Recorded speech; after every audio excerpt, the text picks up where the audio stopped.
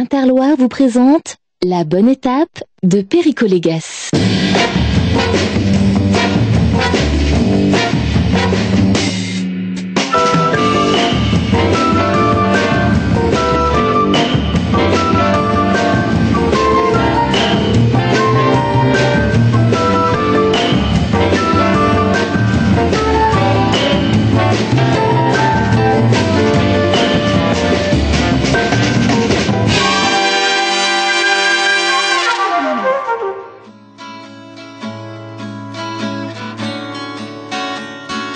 La Bonne Étape s'est arrêtée aujourd'hui sur le terroir d'Azel-Rideau, appellation réputée de la Touraine. Azel-Rideau où l'on produit des vins effervescents, des vins pétillants, la méthode traditionnelle réputée. Alors, l'AOC Azel-Rideau n'a pas le droit d'identifier les vins effervescents, ce sont des Touraines.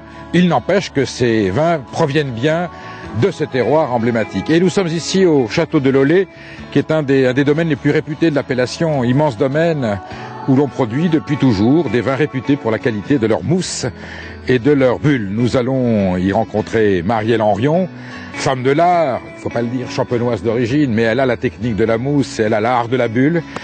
Nous allons donc découvrir ce vignoble, ce domaine, et puis nous allons entrer plus avant dans l'alchimie de la prise de mousse et cette façon qu'ont les gens du pays de transformer le raisin en vin de fête. Alors je vous invite à me suivre à la découverte des vins effervescents du château de Lollet.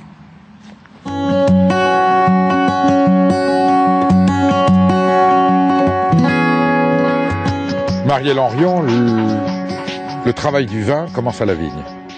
Ah oui, tout à fait, parce que sans un beau raisin, on ne peut pas faire de bon vin. Ça, c'est pas possible. Alors, on est en hiver, on peut pas dire que la vigne soit florissante. Elle nous parle quand même. Là, on voit déjà, la taille a été faite. Ici. Alors là, on a juste un pré-taillage qui a été fait pour raccourcir un petit peu les sarments, faciliter le travail pour le tailleur. Et puis là, tout l'art du tailleur, ça va être d'enlever tout ce qui nous gêne et de garder qu'une bonne branche, on va dire, pour avoir suffisamment de vigueur et faire de beaux fruits. On voit qu'elle est belle, qu'elle est vivante. Ce sont les grappillons, les verjus de la vendange précédente. C'est un plan de chenin. Oui, oui. Cépage emblématique de la Touraine. Nous sommes à Azel-Rideau. Ouais. Et c'est avec le jus de ce vin que vous allez faire les effervescents, les vins tout à fait. Pétillants que nous allons goûter voilà, tout à l'heure. Ici on est plutôt dans une parcelle qui fait des bulles. Qui fait des bulles. Alors, pourquoi cette parcelle-là ferait plutôt des bulles que des vins tranquilles? Alors on est sur une parcelle qui est encore relativement vigoureuse, elle est encore finalement assez jeune, elle a 32 ans cette année. Ça a 32 ans quand même. Voilà. C'est bien quand même. Oui. Donc c'est une vigne adulte. C'est une vigne adulte.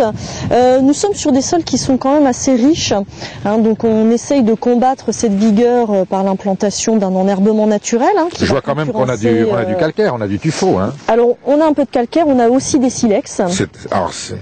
D'accord. Voilà, c'est la caractéristique quand même de la zone d'Azel-Rideau. C'est un beau terroir, silex et calcaire pour le chenin. Il aime bien ça, je crois. C'est vrai qu'il se plaît beaucoup ici.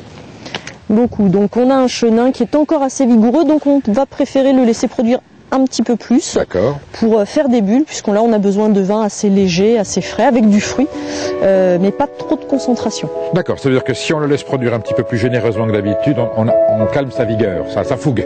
Voilà, on va réussir à l'équilibrer. Si on veut trop le restreindre et trop lui faire peu de grappes, finalement, en fait la végétation va se développer énormément et va donner des choses assez Et puis ensuite on aura un vin peut-être un petit peu trop vigoureux, un peu trop puissant. Voilà, avec des problèmes d'acidité puis de maturité derrière. En tout cas, ce domaine est réputé depuis très longtemps pour la qualité de ces vins moustillants, comme on dit en Touraine. C'est vrai que dans la tradition du domaine, on a toujours entendu parler de fines bulles. Bon. Et bien maintenant, on va essayer de comprendre comment le processus subtil et quelquefois alchimique de la prise de mousse va se produire. Vous allez nous expliquer ça. On va essayer. On y va.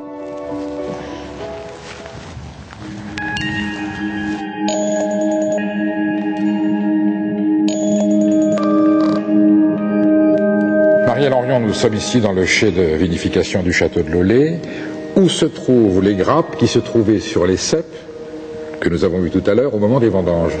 Bien, justement, dans cette cuve-là. Dans cette cuve 22. Oui. Voilà. Oui, alors actuellement, parce que ça bouge au long des vinifications, mais en ce moment, c'est ici. Alors, à quel stade de son évolution le vin en est-il aujourd'hui ? Alors là, donc, on a fait 3 sous-tirages, hein, c'est-à-dire qu'on a séparé le vin qui s'éclaircit tout au long de l'année, enfin tout au long de l'hiver, de ses levures, hein, les levures qui ont servi à la fermentation alcoolique. Donc elles tombent au fond de la cuve. Donc la 3e sous-tirage, le vin n'est pas encore limpide. On va pouvoir le regarder. On peut le goûter même. Oui. Alors voilà, c'est ce qu'on appelle le vin de base. Le vin clair, exactement. Si je comprends. Exactement, puisqu'il est presque clair. Presque clair. Hein, il est très légèrement trouble. On a un petit peu de gaz carbonique qui reste de la première fermentation. Donc là, on est sur du chenin. Du chenin. À la rigueur, s'il n'avait pas sa prise de mousse, il pourrait s'appeler Touraine Azelrido en AOC. Alors on pourrait. Il y a des petites nuances quand même bien au sûr. Moment surtout du volume de récolte, hein, puisqu'on en parlait tout à l'heure dans la vigne. On fait des vins un petit peu plus légers, un peu moins concentrés, donc on n'est pas exactement dans les mêmes rendements. Et puis on doit de toute façon en début d'année choisir dans la parcelle pour la travailler, savoir ce qu'on va faire derrière. Mais dès lors qu'il pétillera, il perdra son statut d'Azelrido. Tout à fait. Peut-être qu'un jour l'INAO acceptera de reconnaître les vins effervescents d'Azelrido en appellation d'origine contrôlée. Que va-t-il falloir faire pour que ce vin devienne le vin avec les belles bulles et la jolie mousse que nous connaissons? Il va falloir donc faire une fermentation en bouteille. L'idée, c'est que les levures vont consommer le sucre qui est encore dans le vin, pour le transformer en un petit peu d'alcool. Hein, donc cette première fermentation est celle qui génère la richesse. Voilà, donc là on a toujours un problème avec le mot alcool, c'est la fermentation alcoolique.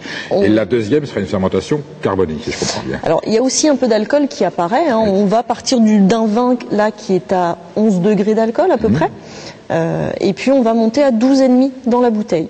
Parce que pendant cette augmentation d'1,5 degré en alcool, on va avoir l'apport de gaz carbonique en quantité suffisante pour avoir un vin à bulles. C'est ça qui fera intéressant. On peut aller l'écouter tout simplement. Oui, bien sûr. Eh bien, en attendant d'aller déguster ces différentes bulles et mousses avec Marielle Henrion, nous allons faire un petit détour par le bourg de Cheillé, parce qu'alors Cheillé c'est un peu compliqué. La mairie est dans le quartier qui s'appelle la Chapelle Saint-Blaise, à la sortie de Azelrido, mais le bourg de Cheillé est là où il y a la paroisse de Cheillé avec l'église, et à l'intérieur, un miracle, un chêne à pousser transperce le mur de pierre et sort à l'extérieur. C'est une anomalie, mais qui est vraiment très originale et très intéressante. Je vous laisse la découvrir et on se retrouve avec Marielle dans quelques minutes. À tout de suite.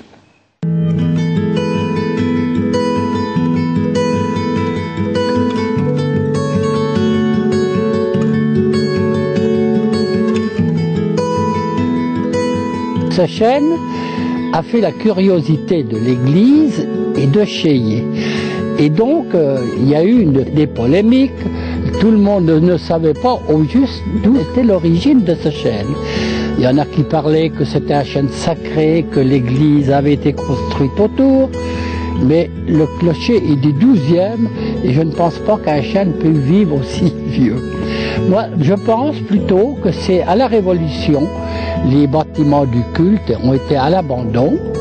Et c'est donc un oiseau, un corbeau, un geai, ou on ne sait pas, qui a dû laisser tomber un gland entre deux pierres, et ce gland s'est développé, et comme à l'époque on ne s'en occupait pas beaucoup de l'église, eh bien il s'est développé, le chêne a poussé, et après on n'osait plus le couper, et donc ça maintenant, notre chêne il est sacré pour nous.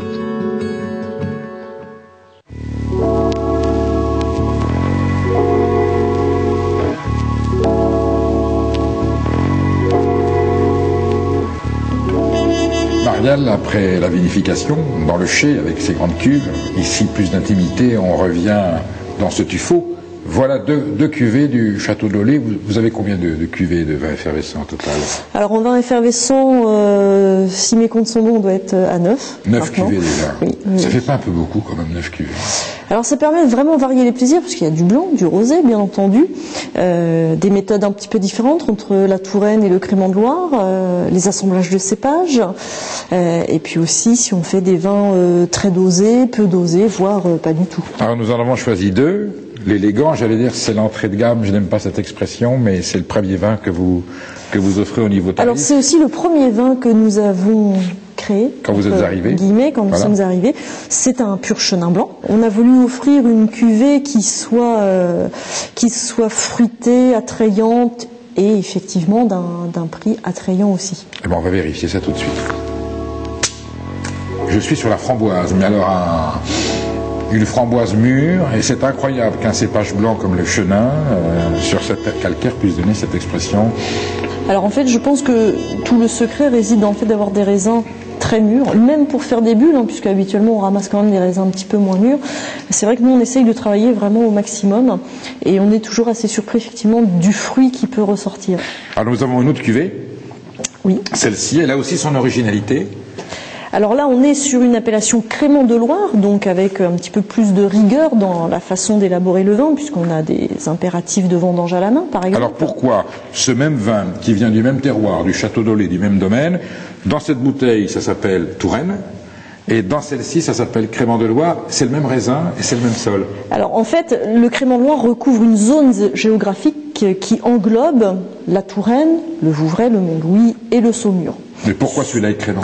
Alors parce que celui-ci a été vendangé à la main, ça c'est impératif. On a aussi des règles au niveau du pressurage, on va pressurer moins fort et donc extraire un jus un peu différent. Et on a des temps d'élevage en bouteille qui sont plus longs. Et le cépage qui est Chenin blanc. Toujours chenin blanc. Mais on va voir qu'en fonction de la manière de produire le vin, on a un goût différent. C'est tout l'intérêt de l'appellation. Ce sont des vins qui ont été élevés dans des cuves, en inox. Oui. Et je crois que vous avez une cuvée qui est élevée dans le bois. Voilà, donc retour aux origines de la vigne. On va vous faire découvrir notre cuvée 1856. Très bien. Eh bien écoutez, nous y allons de ce pas. Marielle, nous sommes revenus dans le chai des vinifications pour goûter une cuvée nouvelle que vous avez élaborée, qui est élevée dans le bois. Voilà. Elle a donc une différence de naissance pour justement avoir ce bois, ça lui apporte quelque chose? Ah oui, tout à fait, puisqu'en fait dans la cuve inox on est bien à l'abri de l'air, donc on préserve le fruit, en fait le côté fruité au niveau aromatique, alors que dans le bois, au travers des pores du bois, on a une sorte de micro-oxygénation, une respiration qui se met en place, donc le vin évolue de manière tout à fait différente. Donc c'est aussi la récolte 2011, alors là on est loin d'avoir fini de travailler le vin, puisque dans le bois ça va demander quand même un peu plus de temps d'élevage. On réserve des jus qui sont plus riches à ce type d'élevage, mais on sent déjà qu'il y a quelque chose qui est différent. Alors là on a la cuvée, j'allais dire, avant élaboration de la méthode traditionnelle, et on peut le goûter maintenant on va le goûter sous sa forme finie. Alors ça c'est du 2011, voilà, et ça c'est du... On est sur une base de 2006. 2006. Comment s'appelle cette cuvée? Alors elle s'appelle 1856. Pourquoi? Puisque c'était pour commémorer l'arrivée donc de Madame Cordier qui a reconstruit l'ensemble du domaine. La refondatrice du domaine. Voilà. Très belle mousse. Je voudrais qu'on entende le bruit. Voilà, il n'y a rien de plus soyeux qu'un vin effervescent de qualité qui coule dans une flûte. Très belle robe, avec un jaune or plus affirmé. Voilà. Le fait de travailler en barrique va apporter un petit peu plus de couleur. Écoutez, sans être en AOC à Zellrideau, nous sommes sur le terroir de Zellrideau, et cela prouve que non seulement le Val-de-Loire produit de grands vins effervescents, la Touraine plus particulièrement, et voilà. Et ce vignoble ici, ce terroir idélois, entre Indre et Cher, nous donne des vins effervescents tout à fait sublimes. C'est une très belle conclusion. Je suis content d'être venu et je suis content de transmettre cette émotion et ce message aux téléspectateurs de TV Tour. Et ben écoutez, nous trinquons, Marielle. Merci d'être venu nous rendre visite. Et c'est moi qui vous remercie de nous avoir accueillis. Je vous donne rendez-vous pour une prochaine bonne étape à la découverte d'autres terroirs, d'autres hommes et d'autres femmes qui perpétuent le savoir-vivre et l'art de vivre du Val-de-Loire. Sur TV Tour, bien sûr. À très bientôt.